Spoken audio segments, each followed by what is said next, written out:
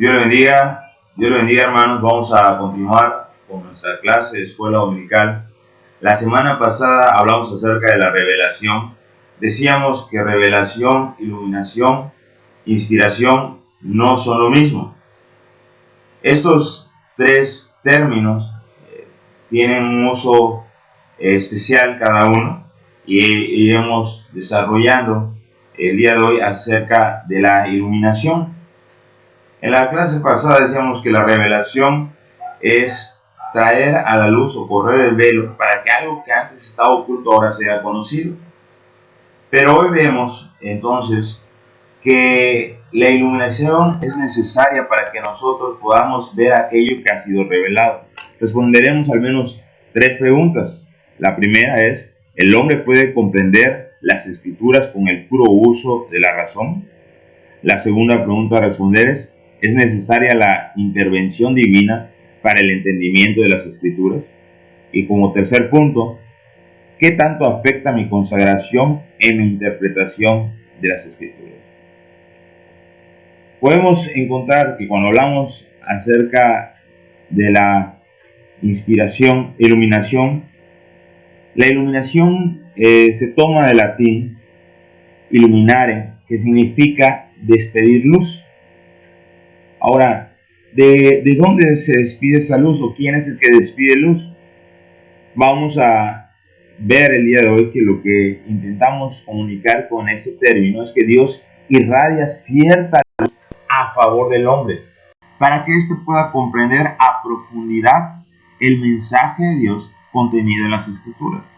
Esto implica que el hombre por sí mismo no puede entender las Escrituras, que al hombre le hace falta la luz necesaria, la claridad necesaria para comprender el mensaje de las Escrituras, a pesar de que Dios ha revelado este mensaje para que el hombre lo conozca. ¿Por qué el hombre no tiene esa luz? ¿Qué impide al hombre que pueda comprender lo que las Escrituras enseñan? Bueno, vamos a ver que la condición del hombre sin Cristo es lo que evita que pueda comprender las Escrituras. El hombre por sí mismo, por estar lleno de pecado, por estar en su condición de pecado, no puede comprender las Escrituras y es necesaria la intervención divina.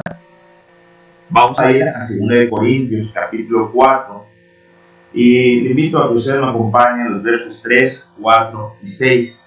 Dice las Escrituras de la siguiente manera: pero si nuestro evangelio está aún encubierto, entre los que se pierde está encubierto, en los cuales el Dios de este siglo cegó el entendimiento de los incrédulos, para que no les resplandezca la luz del evangelio de la gloria de Cristo, el cual es la imagen de Dios. Verso 6. Porque Dios, que mandó que de las tinieblas resplandeciese la luz, es el que resplandeció en nuestros corazones para iluminación del conocimiento de la gloria de Dios en la faz de Jesucristo.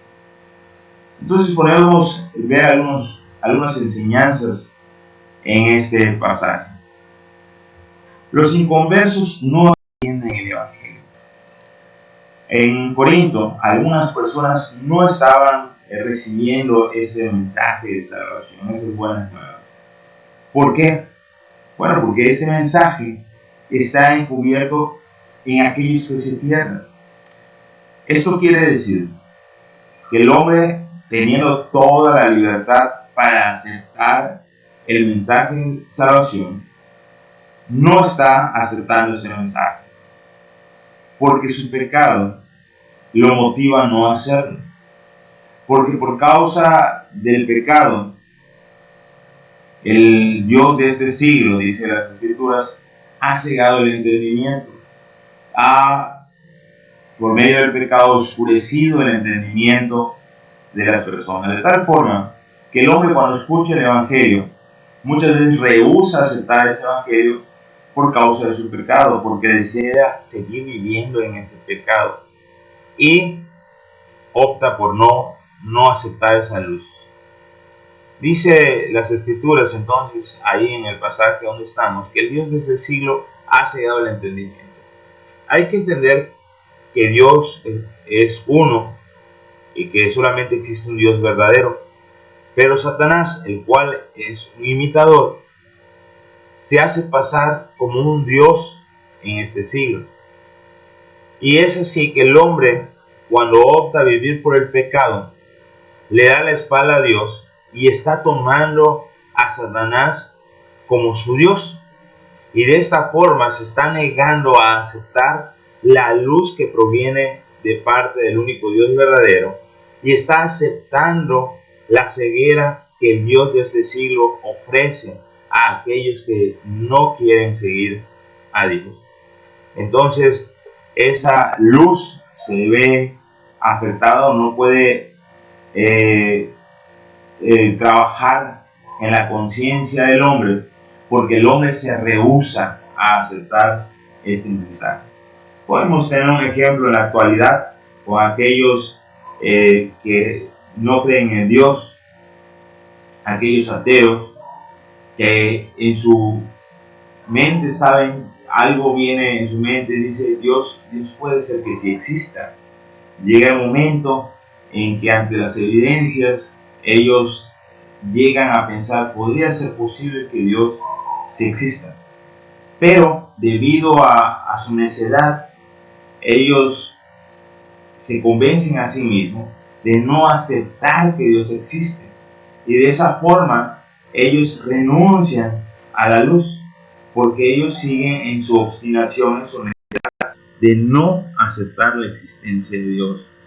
¿Por qué? Porque eso es echar atrás todo su argumento, eso es echar atrás todo su tiempo que han dedicado para negar la existencia de Dios, y ellos quedarían exhibidos como mentirosos, y entonces el orgullo muchas veces evita que ellos acepten la existencia de un Dios, de tal forma que el Dios de ese siglo viene a cegar su entendimiento. Pero también dice este pasaje que Dios nos da la luz necesaria para conocer su gloria.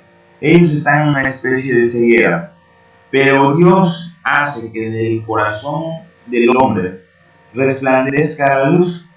Y cuando hablamos nosotros del corazón, y ya hemos mencionado en otras ocasiones, el corazón es donde está nuestro pensamiento, donde están nuestras preferencias. El corazón es aquello donde están las tomas de decisiones. Por eso Dios alumbra ese corazón, podríamos decir, alumbra la razón, ilumina, dice las Escrituras, el conocimiento, para que el hombre, cuando escuche el Evangelio, resplandezca la luz del Evangelio en medio de las tinieblas, y entonces el hombre tome la decisión de aceptar al Hijo o rehusar aceptar al Hijo. Por eso el hombre es condenado, porque Dios, emitiendo la luz necesaria para comprender el Evangelio, conscientemente el hombre decide no creer en el Hijo y no sale de aquel estado de condenación, porque con toda conciencia, con toda claridad, ha rehusado aceptar al Hijo. Entonces la luz que emite Dios en el inconverso, según vemos aquí en Corintios, en 2 Corintios capítulo 4, verso 6, es la luz necesaria en la razón del hombre para iluminar el conocimiento de la gloria de Dios que está manifestada en la persona de Jesucristo. Porque la función de Jesucristo, si bien una de sus funciones, la principal, es salvar a la humanidad, pero también nos manifestó al Padre, porque nadie había visto al Padre y el Hijo lo ha dado a conocer, de tal forma que el evangelista, el Evangelio de Juan, dice que en Jesucristo vimos su gloria, gloria como la del Padre, lleno de gracia y de bondad. De Él vimos la verdad, Él nos mostró al Padre. Cuando habitó en esta tierra, dio a conocer al Padre a través de sus milagros, a través de su predicación, a través de su vida misma. Y cuando Él resucitó, también nosotros pudimos ver al Padre, el poder del Padre en la persona de Jesucristo. Así que Él nos ha dado a conocer al Padre. Nosotros hemos visto la gloria de Dios a través del Hijo. Ahora, cuando nosotros escuchamos el Evangelio, nosotros escuchamos de Cristo y vemos al Padre a través de la persona de Cristo. Esa luz ilumina el Evangelio para que nosotros podamos reconocer al Hijo.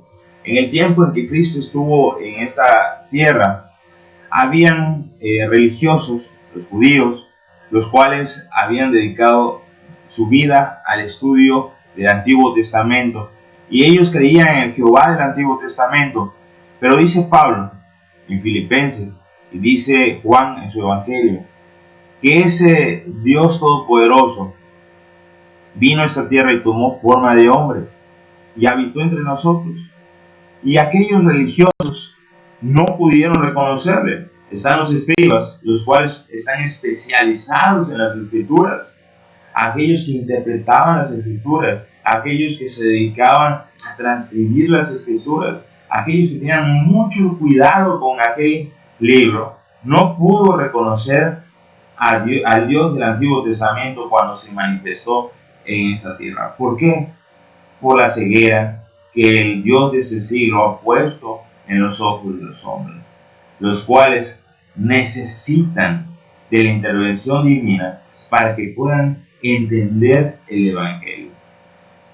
Dice las Escrituras que el Evangelio es locura para aquellos que se pierden. Aquellos que se pierden teniendo la luz del Evangelio, rehúsan creerlo y lo toman como algo que no es apropiado a la razón. Entonces aquí vemos en nuestro texto que aparece la palabra iluminación, para iluminación del conocimiento de la gloria de Dios. La palabra griega que aparece ahí es fotismo y se traduce traer luz. Nos da la idea que Dios trae la luz al corazón, o como hemos dicho, a la razón del hombre. Entonces no es el hombre el que produce su luz, vamos a dejar establecido hasta este punto. No es el hombre el que produce la luz necesaria, ni el hombre hace nada para que esa luz venga a su persona. Es Dios el que deposita la luz en el corazón para que el hombre pueda reconocerle a través de la persona de Cristo. Entonces la luz es para que el inconverso acepte a Cristo como su Salvador. Y el hombre entonces no tiene excusa, porque Dios ha hecho todo para que pueda alcanzar la salvación, de tal forma que cuando niega al Hijo se encuentra completamente perdido. Podemos ver también que el hombre, cuando fue creado, tenía una comunión perfecta con Dios, tenía la luz necesaria para poder ver a Dios. Pero hay un inicio donde esa mente fue reprobada. Vamos a ir a Romanos capítulo 1, verso 21. Usted me acompaña. Podemos leer de la siguiente manera. Romanos capítulo 1, verso 21. Pues habiendo conocido a Dios, no le glorificaron como a Dios, ni le dieron gracias, sino que se envanecieron en su razonamiento, y su necio corazón fue entenebrecido. Profesando ser sabios, se hicieron necios. El hombre profesa ser sabio. Sin embargo, podemos ver por las Escrituras que el hombre se volvió necio, se volvió ignorante. ¿Por qué? Bueno, vemos al menos algunos motivos. Porque no le dieron gloria a Dios. El hombre fue creado para que alabe a Dios, para que glorifique a Dios. El hombre conociendo a Dios, porque la naturaleza misma demuestra la existencia de Dios, como ya hemos visto la revelación general. El hombre sabiendo que existe Dios, no glorifica a Dios, conociendo sus leyes, porque su ley ha sido puesta en el corazón del hombre. Decíamos la semana pasada, de tal forma que el hombre tiene una inclinación a crear leyes para que la sociedad viva de una forma pacífica, de una forma correcta. Y esas leyes indican que existe un Dios bondadoso, un Dios de justicia, un Dios de amor, un Dios que busca lo bueno. Pero el hombre, conociendo a Dios, no glorifica a Dios. Se voltea a ver a los ídolos, se fabrica dioses según la semejanza del hombre y no reconoce que Él es hecho a semejanza de Dios. No glorifica a Dios. Podemos ver en el Génesis cómo deshonraron a Dios o cómo no le dieron gloria a Dios en el momento en que Eva y Adán deciden desobedecer a Dios. Eva es tentada, demuestra tener pleno conocimiento de la voluntad de Dios y aún con este conocimiento rehúsa obedecer a Dios y decide tomar de ese fruto y compartir de ese pecado a su esposo, el cual también voluntariamente desobedece a Dios. De esa forma deshonraron a Dios, no le dieron gloria. Entonces, tampoco le dieron gracias. El hombre que no da gloria a Dios tampoco agradece a Dios. Ese primer hombre, esa primera mujer, fueron puestos en una posición de privilegio. Fueron puestos en un huerto el cual Dios preparó para que el hombre morase en ese lugar. En ese huerto, Dios proveyó de alimento, proveyó de un lugar donde habitar, proveyó de un trabajo. Y Dios fue bueno con el hombre. Y solamente había una regla: no coman de ese árbol de la ciencia del bien y el mal. Y esa pequeña regla hacía que el hombre demuestre su gratitud hacia Dios. Pero el hombre decide con plena conciencia no glorificar a Dios y no ser agradecido con Dios. Entonces, se envanecieron en su razonamiento.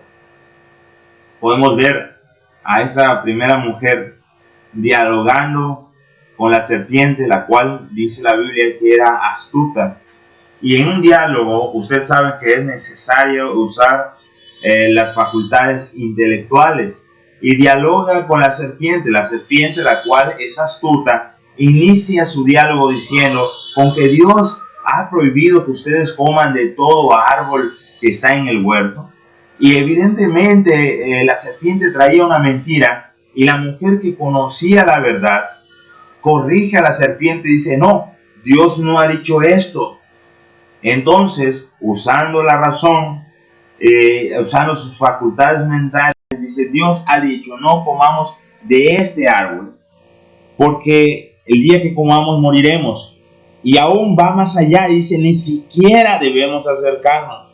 Y yo creo que en la mente de la mujer venía: si yo me acerco, entonces es muy probable que yo consuma de ese árbol. Por eso, algo que no había dicho Dios, que era: ni siquiera te acerques, ella lo agrega en ese mandato. Uso de la razón. Empieza a envanecerse razonando. Ya no se está sujetando a lo que Dios dice, sino que está agregando ahora algo nuevo, según ella, buscando lo mejor. Pero luego en el diálogo, la serpiente le dice: sabe Dios que no van a morir, sino que van a ser como Él, conociendo lo bueno y lo malo. Entonces, esa tentación de poder ser como Dios, la mujer razonó en su persona y dijo: bueno, este árbol es codiciable, es bueno, y todo el mundo quiere de ese árbol para alcanzar la sabiduría. Entonces, después de haber razonado de esta forma, dice las Escrituras que tomó del fruto y comió, y lo dio también a su marido. El hombre se envanece en su razonamiento. El hombre se obstina y dice: no puede ser posible que Dios exista, hablando ya de nuestros tiempos modernos. ¿Cómo es posible que un Dios venga y gobierne sobre nosotros? ¿Cómo va a ser posible que una persona que no es de este planeta, que no es de esta tierra, venga y ponga leyes las cuales me obliga a vivir sobre esas leyes? Y si no vivo en esas leyes, entonces me encuentro condenado. Alguna persona que no cree en Dios me comentaba algo así. Decía: yo no puedo creer en un Dios que ponga leyes para que yo viva y si no me condena. Bueno, Él es nuestro hacedor. No nos pertenecemos a nosotros mismos, porque nosotros mismos no nos hicimos a nosotros mismos, sino que Él es nuestro Creador y Él tiene todo poder y autoridad sobre nosotros.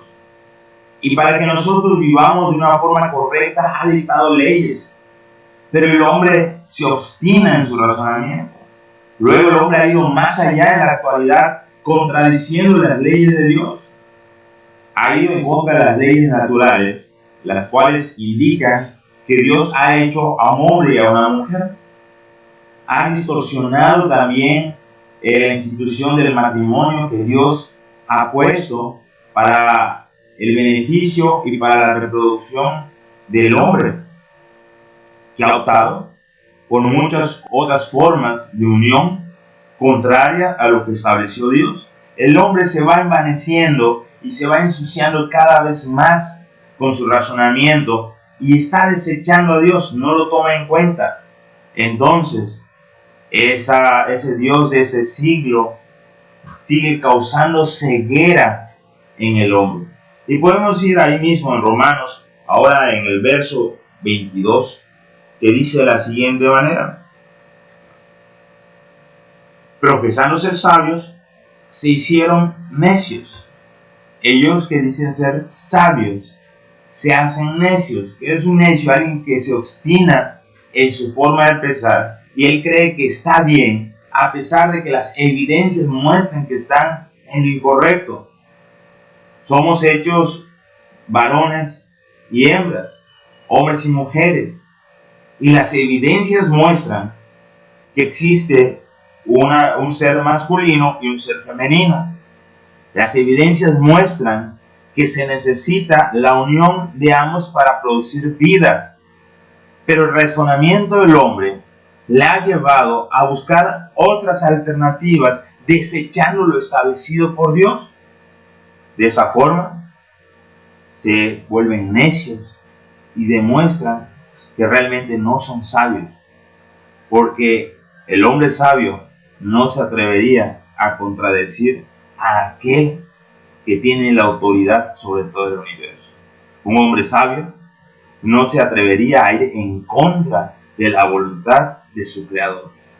Y si sabe que ese creador es justo y es juez y que emite justicia y juicio, entonces el hombre sabio se detendría a razonar si realmente le conviene ir en contra de un Dios que se levante en contra del pecado y del pecador. Es así que el hombre se obstina en su pecado, a pesar de que esa luz demuestra la existencia de Dios y demuestra que es necesario adorarle, es necesario creer en el Hijo para la salvación. El hombre sigue buscando otras opciones en su razonamiento. Entonces, el no tomar en cuenta a Dios, el ir tras el pecado, provoca ceguera espiritual, pero esto podría afectar al cristiano. Ya hemos hablado del inconverso, el cual está sin Espíritu Santo, el cual al rehusarse creer en el Hijo, evita que esa luz resplandezca en su persona, el cual, a pesar de que Dios emite la luz suficiente para que pueda comprender el Evangelio, aún así se niega. Un hombre culpable por su estado actual. Pero cuando nosotros venimos a los pies de Cristo, el Espíritu Santo viene a morar en nuestra persona y Él es el que emite la luz para que nosotros podamos comprender el Evangelio. Las Escrituras nos muestran que nosotros entendemos el Evangelio gracias al Espíritu Santo puesto en nosotros.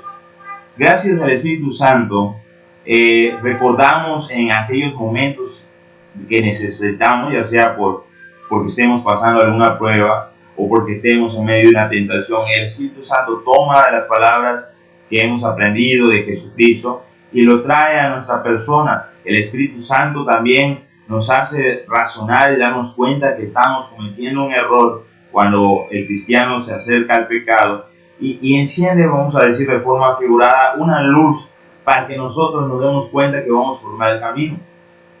El Espíritu Santo nos redarguye, nos convence de que estamos mal cuando empezamos a andar por otros caminos. El Espíritu Santo entonces es la luz en nuestro corazón. En la actualidad es Dios mismo habitando en nuestra persona que nos permite ver con claridad las Escrituras. Y entonces Dios dice en su palabra que las cosas espirituales se tienen que discernir espiritualmente. Y Jesucristo nos ha enseñado que el Espíritu Santo toma del conocimiento de Dios y lo trae a nosotros. Pero ¿qué pasa cuando el creyente sigue viviendo en pecado? Cuando el creyente no ha logrado dejar algunos pecados y sigue viviendo en el deleite de su pecado. ¿Será que tiene la luz suficiente para poder interpretar las Escrituras en su totalidad? ¿Será que de alguna forma se vea afectado? Pablo nos dice que tanto el no creyente como el cristiano carnal tiene dificultades para comprender las Escrituras. El primero, porque no tiene el Espíritu que ilumine sus ojos espirituales. Y el segundo, porque opaca su vista viviendo como un hombre carnal, como un hombre sin Cristo. Vamos a 1 Corintios, capítulo 2, verso 14.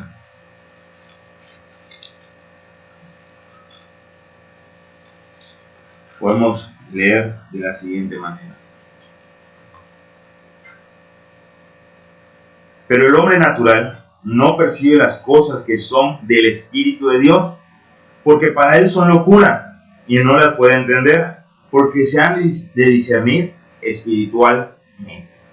Entonces, el hombre sin Cristo, ese es el hombre natural, no puede percibir las cosas espirituales, no puede tomar las Escrituras. Tal vez pudiese hacer un análisis literario y comprenderlo intelectualmente, pero su mensaje espiritual, la verdad es que en ellas ahí no son aceptadas, porque son necesarias entenderlas a través del Espíritu. Ese es el hombre natural. El hombre natural, luego, cuando acepta a Jesucristo, es dotado de aquel Espíritu.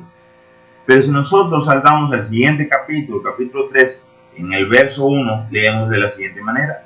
De manera que yo, hermanos, no pude hablarlos como espirituales, sino como a carnales, como a niños en Cristo. Verso 2.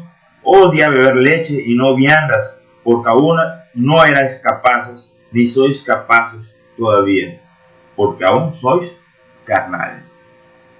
Tenían el conocimiento del Evangelio, habían aceptado a Cristo, ahora tenían ese Espíritu Santo que les permitía comprender las Escrituras, pero al negarse ellos a renunciar a su pecado, se veían de alguna manera estorbados para poder vivir ese Evangelio. Y entonces aquellas cosas que habían que discernirse espiritualmente y aquellas cosas que requerían una luz mayor para poder entender, les eran encubiertas, o de alguna forma ellos no podían comprender las profundidades del Evangelio. ¿Por qué? Porque seguían viviendo en pecado. Y es que cuando la luz resplandece y nos muestra que estamos mal en algún asunto, el creyente debiera dejar ese pecado, debiera esforzarse para vivir en santidad. Y entonces de esa forma también Dios revelaría cosas nuevas para que el creyente pueda, iluminaría la revelación para que el creyente pueda vivir en nuevos caminos, aprenda nuevas cosas que tiene que adquirir o nuevas cosas que tienes que dejar. Pero si lo primero que Dios ha iluminado y nos ha mostrado en su revelación no lo queremos dejar, ¿qué caso tendría que Dios siga mostrándonos si seguiremos obstinados en nuestro pecado?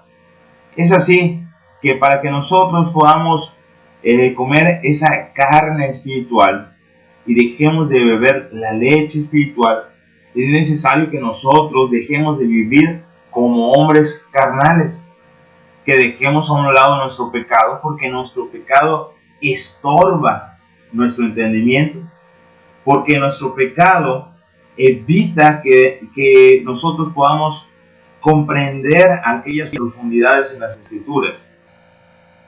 Cuando nosotros vivimos en pecado, solemos torcer las Escrituras para justificar nuestro pecado. Y eso lo podemos ver a través de la historia de la humanidad. Muchos buenos creyentes han llegado a un punto en que prefieren torcer las escrituras para que su pecado sea justificado. Entonces, ¿qué tipo de personas queremos ser? Aquellos que viven en una luz que va aumentando cada vez más hasta entender en su totalidad las escrituras. Ser el creyente que va santificándose cada vez más y cada vez más su luz o la luz que está en él puede resplandecer de una forma tan visible que el inconverso que está a su alrededor entiende que Dios existe porque ve manifestado en la vida de aquel creyente. ¿De qué tipo de creyentes seremos? ¿Beberemos leche todo el tiempo porque no estamos dispuestos a comer carne? Nuestra interpretación, nuestro entendimiento de las escrituras no puede ser sola por nuestra razón. Necesitamos entonces de Dios. Así estamos contestando a las preguntas. ¿El hombre puede comprender las escrituras con el puro uso de la razón? No, porque su razón está afectada por causa del pecado. Necesita de la luz de Dios. ¿Es necesaria una intervención divina para el entendimiento de las escrituras? Sí, porque el Dios Santo, el cual es luz verdadera, necesita aclarar nuestros ojos para que nosotros que vivimos en medio de un mundo dominado por Satanás, un mundo que está en medio de las tinieblas, que está inmerso en las tinieblas, necesitamos de esa luz que permita que nosotros veamos el Evangelio. Pero cuando somos salvos y esa luz mora en nosotros, necesitamos ir dejando el pecado para que esa luz alumbre libremente y cada vez podamos discernir de una forma más clara el mensaje de las Escrituras. ¿Qué tanto afecta mi consagración en mi interpretación de las Escrituras? Dios se revela a aquel hijo obediente, pero guarda su mensaje cuando el hijo es desobediente. Si nosotros seguimos viviendo como un hombre carnal, seguiremos bebiendo de lo básico, de la leche espiritual.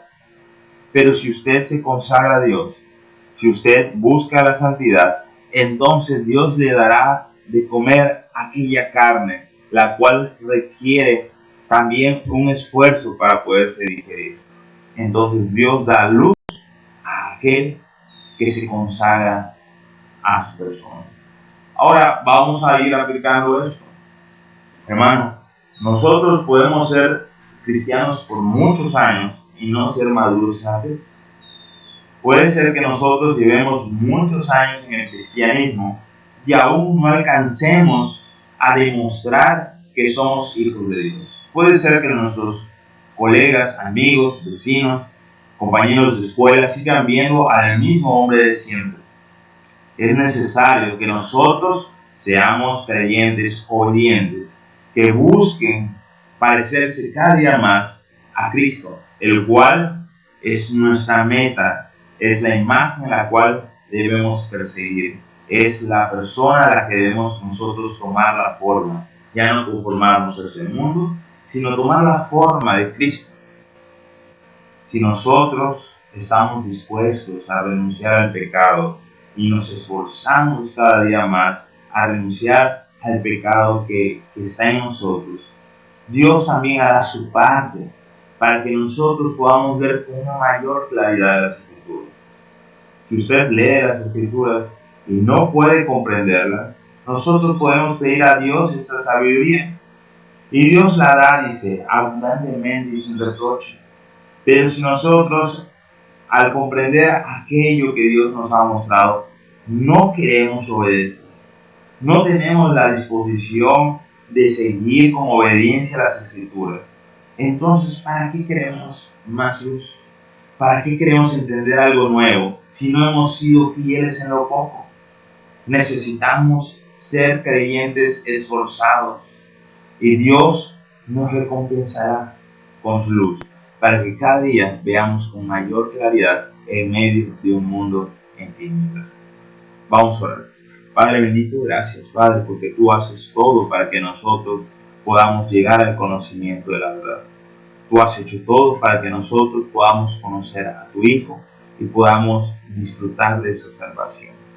Te pido, Padre, que sigas laborando en nuestras personas, para que nosotros podamos tener cada vez un mejor entendimiento de las Escrituras, para que nosotros podamos cada vez ver con mayor claridad y podamos vivir conforme a tu palabra. Padre, ayúdanos a reconocer aquellas áreas en las que estamos fallando, Padre, para que podamos desechar el pecado y podamos así quitar todo aquello que estorba, para que la luz que mora en nosotros resplandezca abundantemente y las personas crean a través no solamente de lo que predicamos con nuestra boca, sino que también a través de lo que ven en nuestras personas. Padre, gracias por tu amor y misericordia. Te pido por aquellos hermanos que están pasando por necesidades, por aquellas personas que están pasando por angustia, Padre, por aquellas personas que están enfermas, por los que están sufriendo a causa del virus que está afectando al mundo entero, Padre. Te pido que los ayudes y que estés con ellos y les ayudes, Padre, a salir adelante. Padre, fortalece y provee en la vida de cada uno de mis hermanos.